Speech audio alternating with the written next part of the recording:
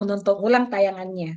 Baru kemudian menuliskan catatan-catatan dalam bentuk jurnal reflektif guru. Jadi esensi daripada penelitian tindakan bukan pada hasil akhirnya, tapi pada prosesnya. Proses pembelajaran berlangsung itu seperti apa? Apakah ada perubahan ketika menggunakan sebuah metode, model, atau media tertentu? Nah, itu. Kemudian, mengapa ini dilakukan? Nah, tentu untuk kalau penelitian biasa biasanya menemukan kesimpulan yang dapat digeneralisasi. Tetapi kalau untuk penelitian tindakan,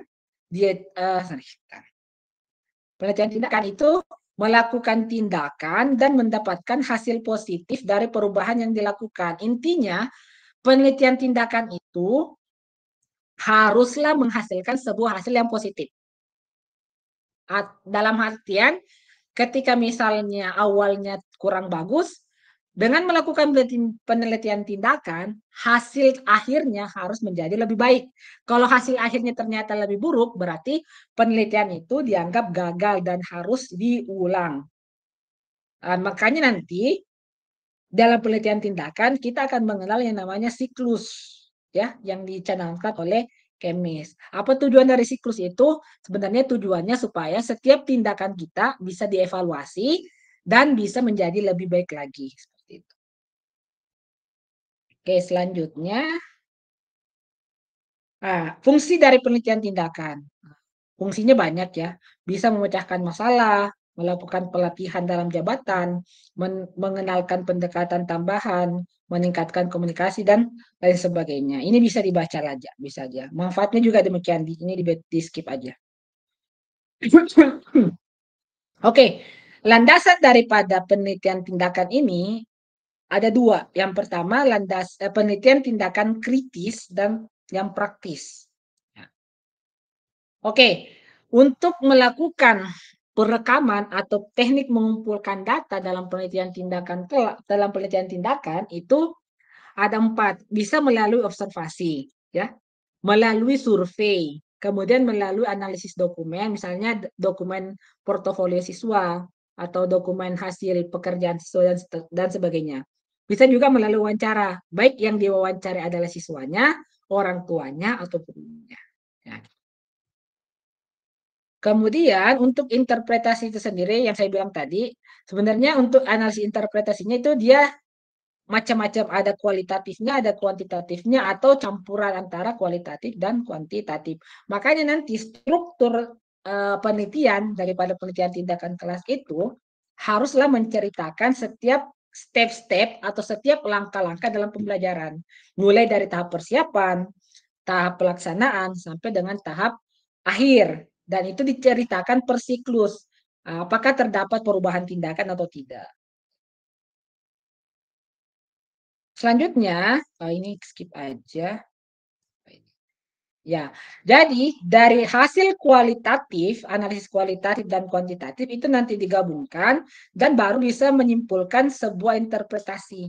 Apakah dengan melakukan sebuah tindakan, apakah tindakannya melalui media dan seterusnya, bisa melakukan perubahan pola tingkah laku. Kalau melakukannya dengan analisis kualitatif dan kuantitatif ternyata terdapat perubahan, itulah yang disebut sebagai interpretasi data dan penelitiannya sudah berhasil.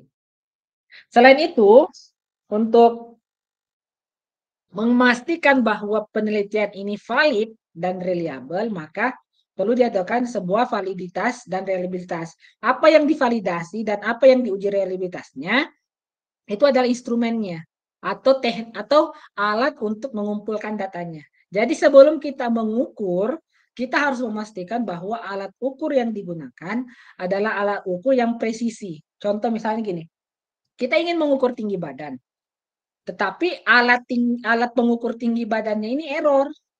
Artinya harusnya tingginya misalnya 150, malah yang diukur 160. Atau sebaliknya malah lebih rendah, misalnya 140. Itu kan alatnya tidak presisi.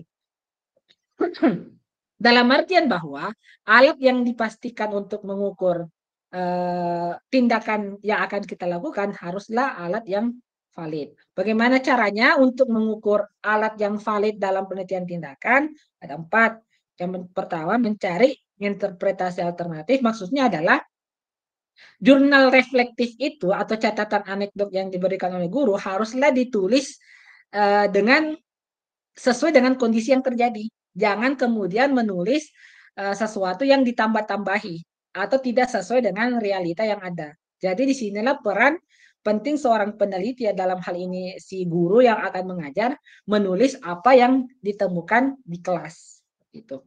Kemudian melakukan triangulasi temuan. Biasanya triangulasi temuan ini dicocokkan dengan apa yang diperoleh di catatan anekdot dengan apa yang diperoleh dari lembar observasi atau lembar-lembar checklistnya.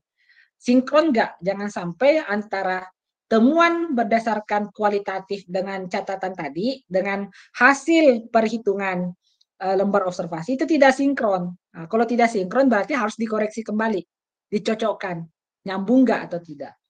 Bisa juga mengkontekstualisasikan temuan dengan kerangka teori. Atau kita mereview temuan kita ini cocok nggak dengan teori-teori yang ada atau malah berlawanan. Dan yang terakhir merefleksi diri. Kenapa ini penting merefleksi diri? Karena sebagai seorang peneliti kita tidak boleh melakukan yang namanya perbuatan melanggar etik. Apa itu kegiatan atau tindakan melanggar etik? Misalnya tidak jujur. Jadi penting melakukan refleksi bahwa apa yang kita temukan itu yang kita laporkan. Jangan karena kita ingin menuntut hasilnya harus bagus, misalnya dalam satu siklus atau dua siklus ternyata ini belum bagus, tapi karena kita ingin cepat-cepat selesai malah ditulis bagus. Itu artinya kita telah melakukan sebuah kebohongan dalam penelitian dan itu sangat tidak patut sebagai seorang akademisi atau sebagai seorang peneliti. Makanya kita perlu melakukan refleksi, perenungan, benar nggak seperti yang terjadi atau tidak. Oke, itu saja sih sebenarnya konsep dari penelitian tindakan kelas ini. Secara kesimpulan bahwa penelitian tindakan kelas itu pasti dilakukan di kelas dengan mengibaratkan sebagai seorang dokter, ya. Maksudnya sebagai seorang dokter kayak gimana? Jadi ibaratnya teman-teman ini adalah seorang dokter, ya. Kemudian di kelas itu sebagai pasien. Tentunya pasien itu memiliki yang namanya penyakit yang berbeda-beda. Atau penyakitnya tidak mungkin tidak mungkin antara penyakit satu dengan penyakit yang lainnya obatnya sama. Nah, itu yang harus teman-teman pahami terlebih dahulu. Contoh misalnya dalam satu kelas itu penyakitnya adalah penyakit flu atau influenza. Kelas B penyakitnya adalah sakit kepala atau misalnya sakit gigi. Apakah orang yang sakit flu dengan sakit gigi itu obatnya sama? Tentu tidak. Kalau obat untuk sakit kepala diberikan kepada orang penderita sakit influenza tadi atau flu tadi, tentu terjadi yang namanya malpraktek. Inilah yang tidak boleh dilakukan dalam penelitian tindakan. Artinya apa masalahnya?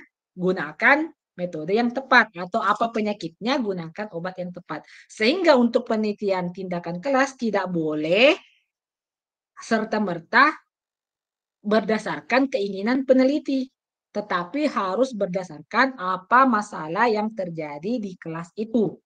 Kalau masalahnya ternyata yang masih kurang adalah perkembangan sosial dengan emosionalnya, jangan melakukan metode yang malah meningkatkan kognitif. Itu tidak sesuai. Atau menggunakan media yang menstimulusnya itu bukan ke sosial emosional, malah ke kemampuan yang lain.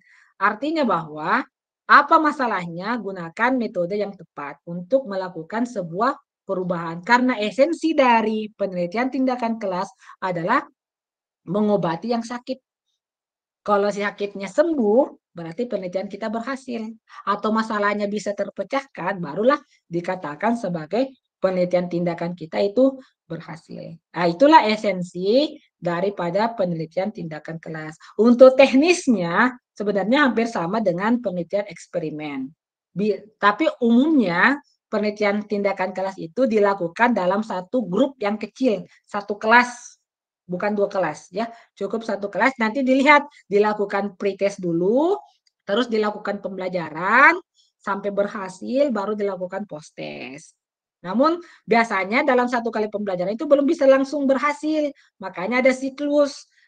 Siklus 1 belum berhasil, dilanjutkan ke siklus 2 atau pembelajaran tahap kedua. Belum berhasil, lanjutkan ke tahap 3. Belum berhasil, lanjutkan ke tahap 4. Kalau belum berhasil sampai tahap 5 gimana, Pak? Nanti kita lihat dalam setiap fasenya peningkatannya berapa persen. Nah, kita maunya berapa persen? Misalnya kita stop nanti kalau misalnya di antara 10 siswa sudah berhasil 80 dari 10 siswa 8 sudah mencapai standar yang diharapkan, berarti kita sudah bisa stop. Tapi apakah ada standarisasinya? Ada.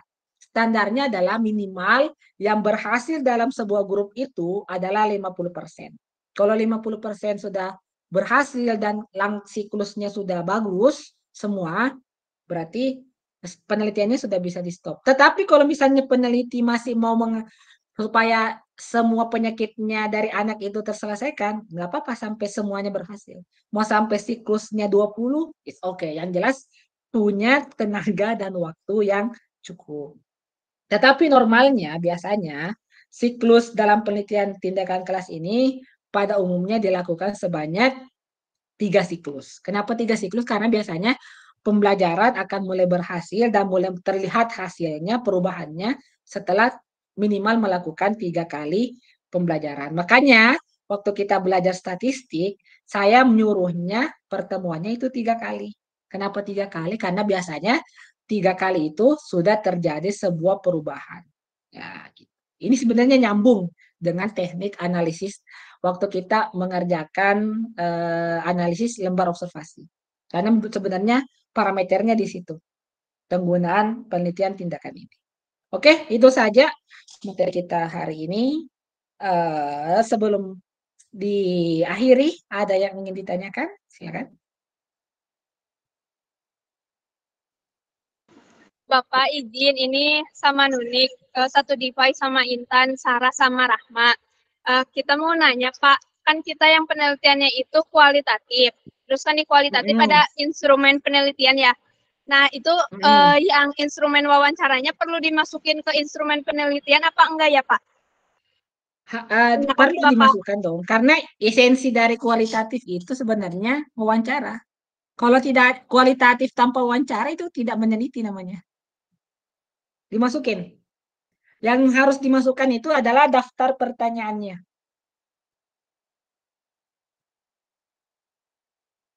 Oh, baik Bapak, berarti dimasukkan ke instrumen penelitian ya Pak? Iya, harus. Ya, makasih Bapak.